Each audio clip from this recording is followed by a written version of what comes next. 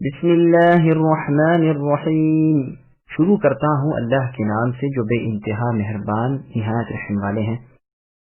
هل أتى على الإنسان حين من الدهر لم يكن شيئا مذكورا إنا خلقنا الإنسان من نطفة أمشاج نبتليه فجعلناه سميعا بصيرا إنا هديناه السبيل إما شاكرا وإما كفورا۔ یقیناً انسان پر زمانے کا وہ وقت بھی گزر چکا ہے جبکہ یہ کوئی قابل ذکر چیز نہ تھا۔ بے شک ہم نے انسان کو ملے جلے نطفے سے امتحان کے لیے پیدا کیا اور اس کو سنتا دیکھتا بنایا۔ ہم نے اسے راہ دکھائی، اب خواہ وہ شکر گزار بنے خواہ نہ شکرا۔ سامعین، اب ان آیتوں کی تفسیر سماعت کیجیے۔ سورہ دہر یا سورۃ الانسان کا تعارف۔ صحیح مسلم کے حوالے سے یہ حدیث پہلے گزر چکی ہے کہ جمعے کے دن صبح کی نماز میں رسول اللہ سورہ الف لام میم تنزیل یعنی سورہ سجدہ اور سورہ هل أتى على الإنسان پڑھا کرتے تھے۔ انسان کی پیدائش سے پہلے کی حالت اللہ تعالیٰ بیان فرماتے ہیں کہ اللہ نے انسان کو پیدا کیا، حالانکہ اس سے پہلے وہ اپنی حقارت اور اپنے ضعف کی وجہ سے ایسی چیز نہ تھا کہ اس کا ذکر کیا جائے۔ اسے مرد اور عورت کے ملے جلے پانی یعنی منی سے پیدا کیا اور عجب عجب پلٹیوں کے بعد یہ موجودہ شکل و صورت اور ہیئت پر آیا۔ اسے ہم آزما رہے ہیں، جیسے اور جگہ فرمایا لِيَبْلُوَكُمْ أَيُّكُمْ أَحْسَنُ عَمَلًا، تاکہ وہ اللہ تمہیں آزمائے کہ تم میں سے انسانوں اچھے عمل کرنے والا کون ہے۔ پس اللہ نے تمہیں کان اور آنکھیں عطا فرمائی تاکہ اطاعت اور معصیت میں تمیز کر سکو۔ ہم نے اسے راہ دکھا دی، خوب واضح اور صاف کر کے اپنا سیدھا راستہ اس پر کھول دیا، جیسے اور جگہ اللہ نے فرمایا وَأَمَّا ثَمُودُ فَهَدَيْنَاهُمْ فَاسْتَحَبُّوا الْعَمَىٰ عَلَى الْهُدَىٰ، یعنی قوم ثمود کو ہم نے ہدایت کی لیکن انہوں نے اندھاپے کو ہدایت پر ترجیح دی۔ اور جگہ اللہ نے فرمایا وَهَدَيْنَاهُ النَّجْدَيْنِ، یعنی ہم نے انسان کو دونوں راہیں دکھا دی، یعنی بھلائی برائی کی۔ اس آیت کی تفسیر میں مجاہد، ابو صالح، ضحاک اور سدی رحمۃ اللہ علیہ سے مروی ہے کہ اسے ہم نے راہ دکھائی یعنی ماں کے پیٹ سے آنے کی، لیکن یہ قول غریب ہے اور صحیح قول پہلا ہی ہے اور جمہور سے یہی منقول ہے۔ شاکرن اور کفورن کا نصب حال کی وجہ سے ذوالحال ہائے کی ضمیر ہے جو انا ہدیناہ السبیل میں ہے، یعنی وہ اس حالت میں یا تو شقی یعنی بدبخت ہے یا سعید یعنی خوشبخت ہے۔ جیسے صحیح مسلم کی حدیث میں ہے کہ ہر شخص صبح کے وقت اپنے نفس کی خرید و فروخت کرتا ہے، یا تو اسے ہلاک کر دیتا ہے یا آزاد کر لیتا ہے۔ مسند احمد کی حدیث میں ہے کہ کعب بن عجرہ رضی اللہ عنہ سے رسول اللہ نے فرمایا اللہ تجھے بیوقوفوں کی سرداری سے بچائے۔ کعب رضی اللہ عنہ نے کہا اللہ کے رسول وہ کیا ہے؟ فرمایا وہ میرے بعد کے سردار ہوں گے جو میری سنتوں پر نہ عمل کریں گے نہ میرے طریقے پر چلیں گے، بس جو لوگ ان کے جھوٹ کی تصدیق کریں اور ان کے ظلم کی امداد کریں وہ نہ میرے ہیں اور نہ میں ان کا ہوں۔ یاد رکھو وہ میرے حوض کوثر پر بھی نہیں آ سکتے، اور جو ان کے جھوٹ کو سچا نہ کرے اور ان کے ظلموں میں ان کا مددگار نہ بنے وہ میرا ہے اور میں اس کا ہوں۔ یہ لوگ میرے حوض کوثر پر مجھ سے ملیں گے۔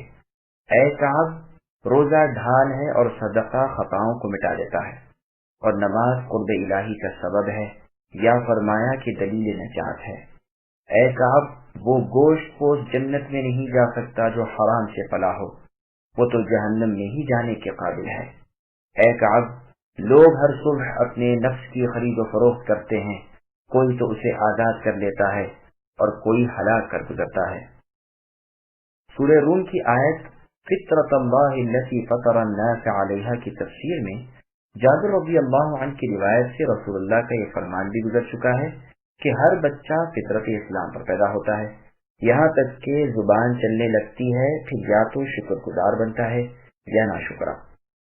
مسند احمد کی ایک اور حدیث میں ہے کہ جو نکلنے والا نکلتا ہے اس کے دروازے پر دو جھنڈے ہوتے ہیں، ایک فرشتے کے ہاتھ میں دوسرا شیطان کے ہاتھ میں۔ بس اگر وہ اس کام کے لیے نکلا جو اللہ کی مرضی کا کام ہے تو فرشتہ اپنا جھنڈا لیے ہوئے اس کے ساتھ ہو لیتا ہے، اور یہ واپسی تک فرشتے کے جھنڈے تلے ہی رہتا ہے، اور اگر یہ اللہ تعالیٰ کی ناراضی کے کام کے لیے نکلا ہے تو شیطان اپنا جھنڈا لگائے اس کے ساتھ ہو لیتا ہے، اور واپسی تک یہ شیطانی جھنڈے تلے رہتا ہے۔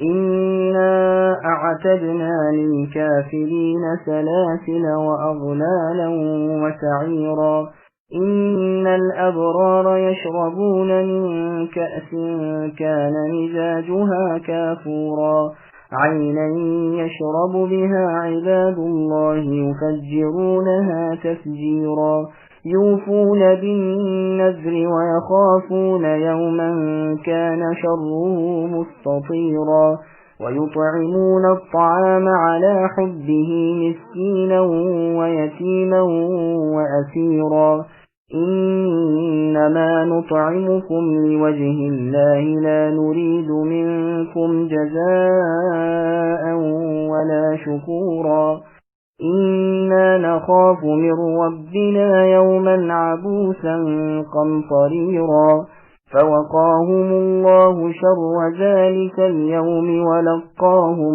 نضرة وسرورا وجزاهم بما صبروا جنة وحريرا۔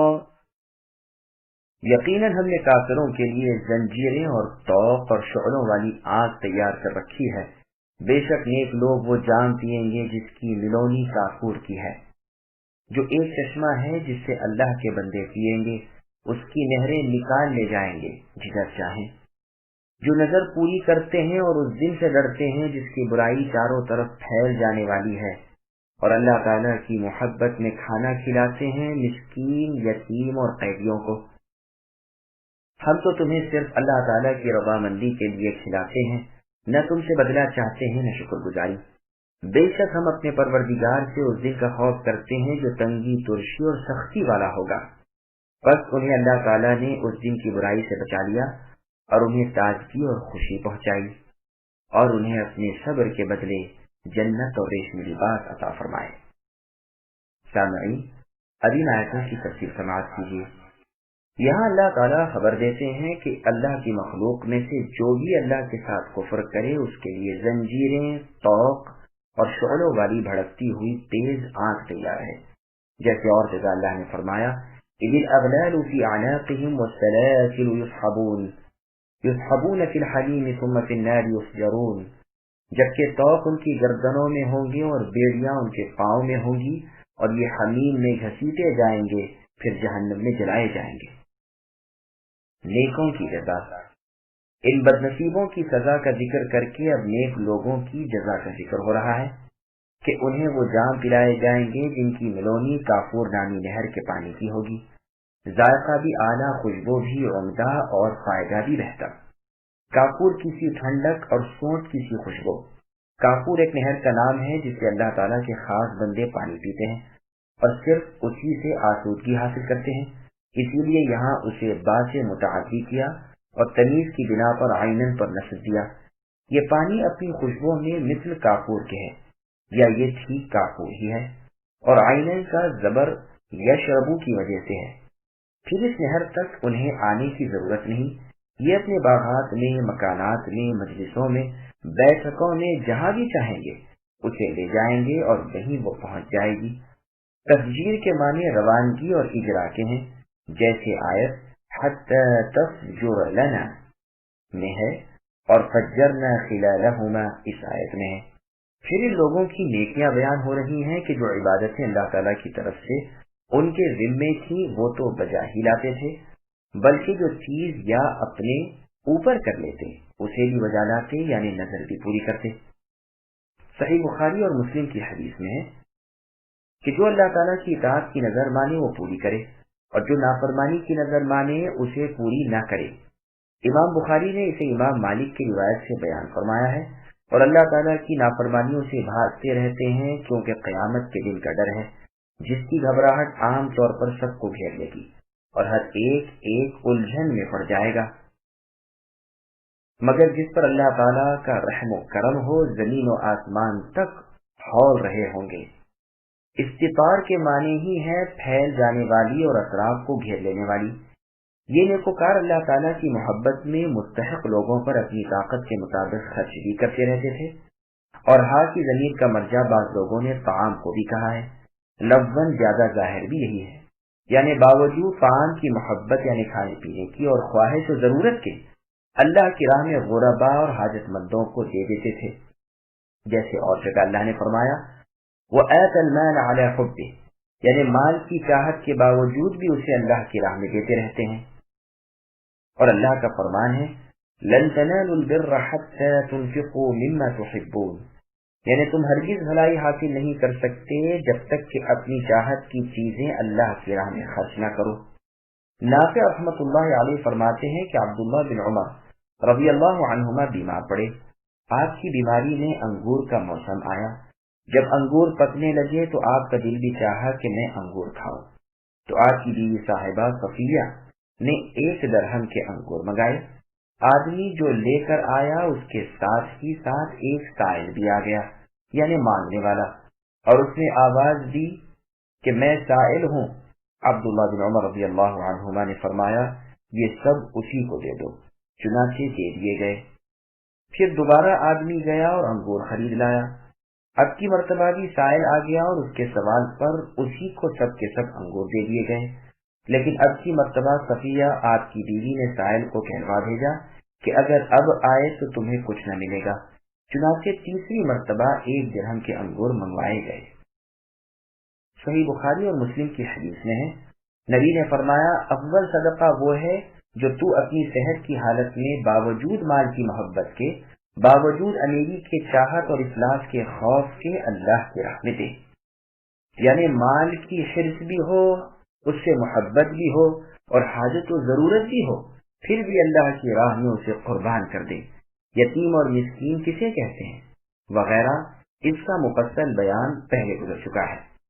قیدی کی نسبت سعید بن جبیر رحمۃ اللہ علیہ وغیرہ کو فرماتے ہیں کہ مسلمان اہل قبلہ قیدی مراد ہیں، لیکن ابن عباس رضی اللہ عنہما وغیرہ کا فرمان ہے اس وقت قیدیوں میں سوائے مشرکین کے اور کوئی مسلم نہ تھا، اور اسی کی تاکید اس حدیث سے بھی ہوتی ہے جس میں ہے کہ رسول اللہ نے بدری قیدیوں کے بارے میں اپنے اصحاب کو فرمایا تھا کہ ان کا اکرام کرو، چنانچہ کھانے پینے میں صحابہ خود اپنی جانوں سے بھی زیادہ ان کا خیال رکھتے تھے۔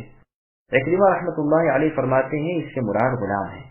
امام ابن جریر رحمۃ اللہ علیہ بسبب آیت کے عام ہونے کے اسی کو پسند کرتے ہیں اور مسلم مشرک سب کو شامل کرتے ہیں۔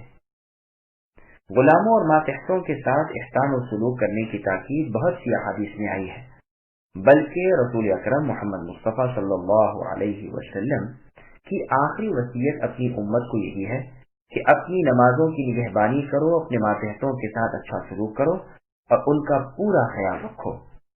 یہ اس نیک سلوک کا نہ تو ان لوگوں سے کوئی بدلہ چاہتے ہیں نہ شکریہ، بلکہ اپنے حال سے گویا اعلان کر دیتے ہیں کہ ہم تمہیں صرف اللہ کے لیے دیتے ہیں، اس میں ہماری ہی بہتری ہے کہ اس سے اللہ کے رضا اور مرضی مولا ہمیں حاصل ہو جائے، ہم ثواب و اجر کے مستحق ہو جائیں۔ سعید رحمۃ اللہ علیہ فرماتے ہیں اللہ کی قسم یہ بات وہ لوگ منہ سے نہیں نکالتے، یہ دلی ارادہ ہوتا ہے، جس کا علم اللہ کو ہے تو اللہ تعالیٰ نے اسے ظاہر فرما دیا کہ اور لوگوں کی رغبت کا باعث بنے۔ یہ پاک بات جماعت خیرات و صدقات کر کے اس دن کے عذابوں اور ہولناکیوں سے بچنا چاہتی ہے جو ترش رو، تنگ و تاریک اور طول طویل ہے۔ ان کا عقیدہ ہے کہ اس بنا پر اللہ تعالیٰ ہم پر رحم کریں گے اور اس محتاجی اور بے کسی والے دن ہمیں ہماری یہ نیکیاں کام آئیں گی۔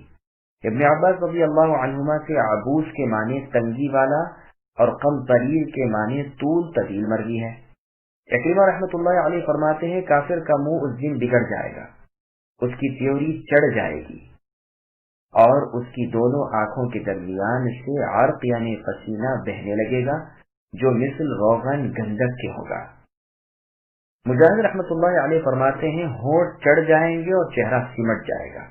سعید اور قتادہ رحمۃ اللہ علیہما کا قول ہے کہ بوجہ گھبراہٹ اور ہولناکیوں کی صورت بگڑ جائے گی، پیشانی تنگ ہو جائے گی۔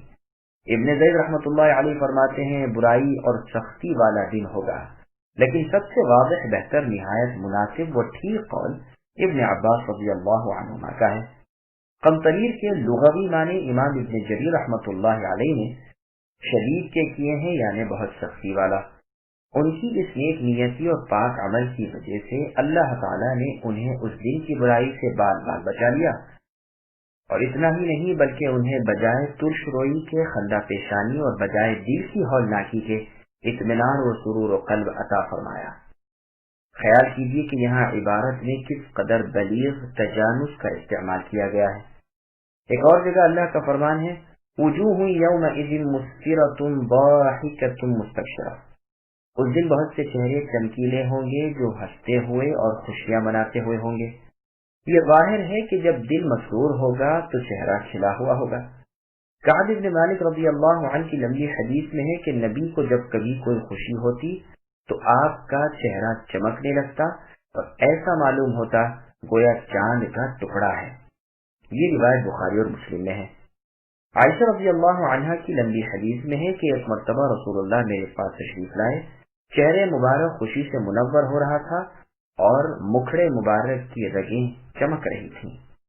یہ روایت بھی بخاری اور مسلم کی ہے۔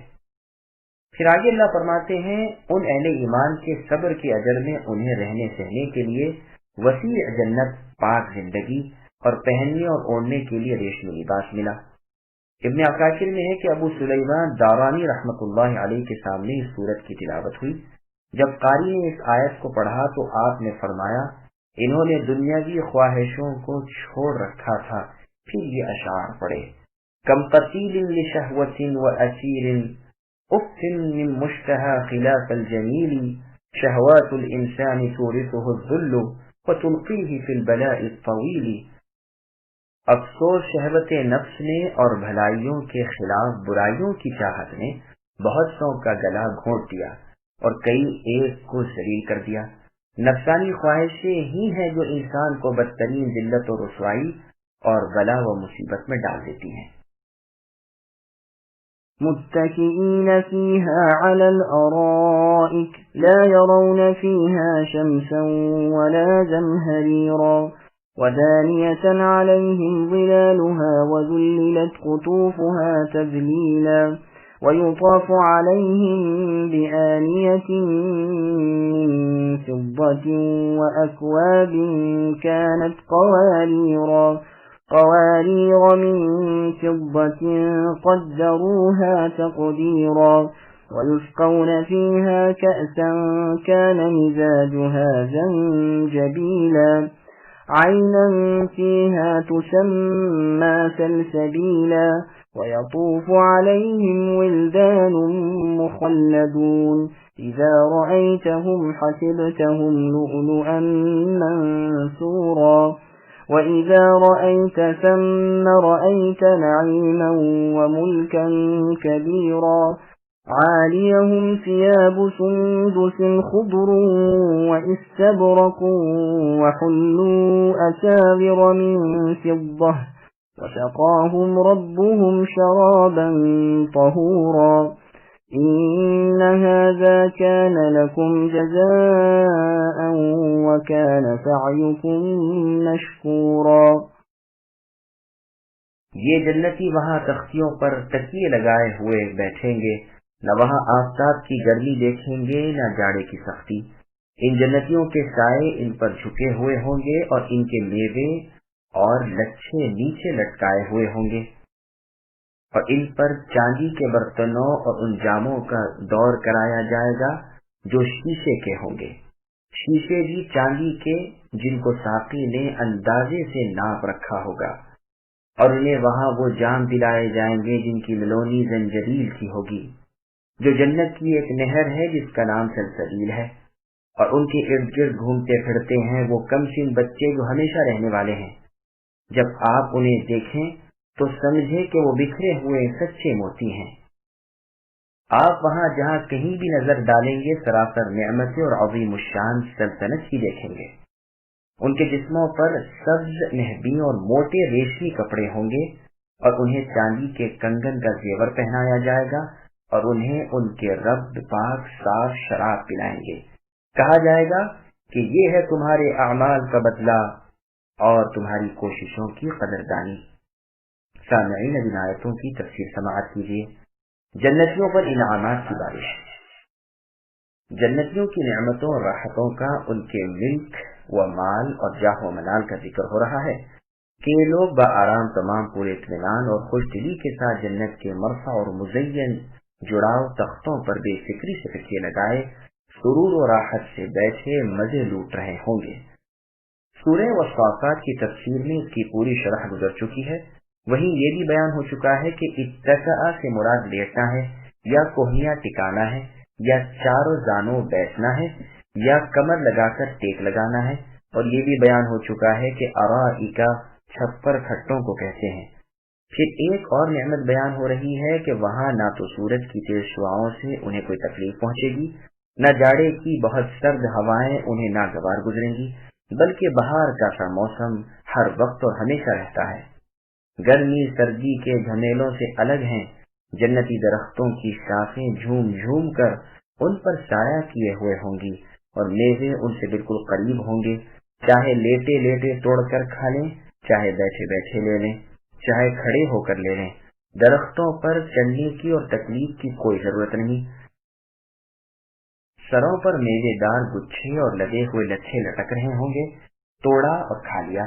اگر کھڑے ہیں تو میوے اتنے اونچے ہیں، بیٹھے ہیں تو قدرے جھک گئے، لیٹے تو اور قریب آ گئے، نہ تو کانٹوں کی رکاوٹ ہے اور نہ دوری کی سردردی ہے۔ مجاہد رحمت اللہ علیہ فرماتے ہیں کہ جنت کی زمین چاندی کی ہے اور اس کی مٹی مشک خالص ہے، اس کے درختوں کے تنے سونے چاندی کے ہیں، ڈالیاں لؤلؤ زبرجد اور یاقوت کی ہیں، ان کے درمیان پتے اور پھل ہیں جن کے توڑنے میں کوئی دقت اور مشکل نہیں، چاہو بیٹھے بیٹھے توڑ لو، چاہو کھڑے کھڑے، بلکہ اگر چاہیں لیٹے لیٹے۔ ایک طرف خوش و خرم، خوش دل خوبصورت با ادب سلیقہ شعار فرما بردار خادم قسم قسم کے کھانے چاندی کی کشتیوں میں لگائے لیے کھڑے ہیں، دوسری جانب شراب طہور سے چھلکتے ہوئے بلوری جام لیے ساقیان مہوش اشارے کے منتظر ہیں۔ یہ گلاس صفائی میں شیشے جیسے اور سفیدی میں چاندی جیسے ہوں گے، دراصل ہوں گے چاندی کے لیکن شیشے کی طرح شفاف ہوں گے کہ اندر کی چیز باہر سے نظر آئے گی۔ جنت کی تمام چیزوں کی یہی سی برائے نام مشابہت دنیا کی چیزوں میں بھی پائی جاتی ہے، لیکن ان چاندی کے بلوری گلاسوں کی کوئی مثال نہیں ملتی۔ ہاں یہ یاد رہے کہ پہلے کے لفظ قواریر پر زبر تو اس لیے ہے کہ وہ کان کی خبر ہے، اور دوسرے پر زبر بدلیت کی بنا پر ہے یا تو تمیز کی بنا پر۔ پھر یہ جام نپے تلے ہوئے ہیں، ساقی کے ہاتھ میں بھی جیب دیں، ان کی ہتھیلیوں پر بھلے معلوم ہو، اور پینے والوں کی حسب خواہش شراب طہور اس میں سما جائے جو نہ بچے نہ گھٹے۔ ان نایاب گلاسوں میں جو پاک خود ذائقہ سرور والی بے نشے کی شراب انہیں ملے گی، وہ جنت کی نہر سلسبیل کے پانی سے مخلوط کر کے دی جائے گی، جیسا کہ اوپر پہلے گزر چکا ہے کہ نہر کافور کے پانی سے مخلوط کر کے دی جائے گی، تو مطلب یہ ہے کہ کبھی اس ٹھنڈک والے سرد مزاج پانی سے، کبھی اس نفیس گرم مزاج پانی سے، تاکہ اعتدال قائم رہے۔ یہ نیک لوگوں کا ذکر ہے، اور خاص مقربین خالص اس نہر کا شربت پئیں گے۔ سلسبیل بقول عکرمہ رحمۃ اللہ علیہ جنت کے ایک چشمے کا نام ہے، کیونکہ وہ تیزی کے ساتھ مسلسل روانگی سے لہریا چال بہ رہا ہے۔ اس کا پانی بہت ہلکا، نہایت شیریں، خوش ذائقہ اور خوشبو ہے، جو آسانی سے پیا جائے اور تہتا پچتا رہے۔ ان نعمتوں کے ساتھ ہی خوبصورت حسین نوخیز کم عمر لڑکے ان کی خدمت کے لیے کمر بستہ ہوں گے۔ یہ غلمان جنتی جس سن و سال میں ہوں گے اسی میں رہیں گے، یہ نہیں کہ سن بڑھ کر صورت بگڑ جائے۔ یہ نفیس پوشاکیں اور بیش قیمت جڑاؤ زیور پہنے ہوئے بتعداد کثیر ادھر ادھر مختلف کاموں پر بٹے ہوئے ہوں گے، جنہیں دوڑتے بھاگتے مستعدی اور چالاکی سے انجام دے رہے ہوں گے۔ ایسا معلوم ہوگا کہ گویا سفید آبدار موتی ادھر ادھر جنت میں بکھرے پڑے ہیں۔ حقیقت میں اس سے زیادہ اچھی تشبیہ ان کے لیے کوئی اور نہ تھی کہ یہ صاحب جمال خوش خصال بوٹے سے قد والے سفید نورانی چہروں والے پاک صاف سجی ہوئی پوشاکیں پہنے ہوئے زیور میں لگے ہوئے اپنے مالک کی فرما برداری یعنی اہل جنت میں سے ہر شخص کی دوڑتے بھاگتے ادھر ادھر پھرتے ایسے بھلے ہوں گے جیسے سجے سجائے پرتکلف فرش پر سفید چمکیلے سچے موتی ادھر ادھر لٹک رہے ہوں۔ چنانچہ بخاری و مسلم کی حدیث میں ہے کہ سب سے آخر میں جو جہنم سے نکالا جائے گا اور جنت میں بھیجا جائے گا، اس سے اللہ تعالیٰ فرمائیں گے جا، میں نے تجھے جنت میں وہ دیا جو مثل دنیا کے ہے، بلکہ اس سے بھی 10 حصے زیادہ دیا۔ یہ حال تو ہے ادنا جنتی کا، پھر سمجھ لو کہ اعلیٰ جنتی کا درجہ کیا ہوگا اور اس کی نعمتیں کیسی ہوں گی۔ اے اللہ، اے بغیر ہماری دعا اور عمل کے ہمیں شیر مادر کے چشمے عنایت کرنے والے، ہم بعاجزی و الحاح آپ کی پاک جناب میں عرض گزار ہیں کہ آپ ہماری للچائی ہوئی طبیعت کے ارمانوں کو پورا کر دیجیے اور ہمیں بھی جنت الفردوس نصیب فرمائیے۔ گو ایسے اعمال نہ ہوں، لیکن ایمان ہے کہ آپ کی رحمت اعمال پر ہی موقوف نہیں۔ آمین یا رب۔ پھر اہل جنت کے لباس کا ذکر ہو رہا ہے کہ وہ سبز ہرے رنگ کا مہین اور چمکدار ریشم ہوگا۔ سندس اعلیٰ درجے کا خالص نرم ریشم جو بدن سے لگا ہوا ہوگا۔ استبرق عمدہ بیش بہا گراں قدر ریشم جس میں چمک دمک ہوگی جو اوپر پہنایا جائے گا، ساتھ ہی چاندی کے کنگن ہاتھوں میں ہوں گے۔ یہ لباس ابرار کا ہے، یعنی نیکوکاروں کا۔ اور مقربین خاص کے بارے میں اور جگہ اللہ نے ارشاد فرمایا یحلون فیہا من اساور من ذہب ولؤلؤا ولباسهم فیہا حریر، انہیں سونے کے کنگن ہیرے جڑے ہوئے پہنائے جائیں گے اور خالص نرم صاف ریشمی لباس ہوگا۔ ان ظاہری جسمانی استعمالی نعمتوں کے ساتھ ہی انہیں پرکیف سرور والی پاک اور پاک کرنے والی شراب پلائی جائے گی جو تمام ظاہری باطنی برائی دور کر دے گی، حسد، کینہ، بدخلقی، غصہ وغیرہ سب دور کر دے گی، جیسے امیر المؤمنین علی بن ابی طالب رضی اللہ عنہ سے مروی ہے کہ جب اہل جنت جنت کے دروازے پر پہنچیں گے تو انہیں 2 نہریں نظر آئیں گی اور انہیں از خود خیال پیدا ہوگا، ایک کا وہ پانی پیئیں گے تو ان کے دلوں میں جو کچھ تھا سب دور ہو جائے گا، دوسری میں غسل کریں گے جس سے چہرے تر و تازہ حشاش بشاش ہو جائیں گے، ظاہری اور باطنی دونوں خوبیاں انہیں بدرجہ کمال حاصل ہوں گی، جس کا بیان یہاں ہو رہا ہے۔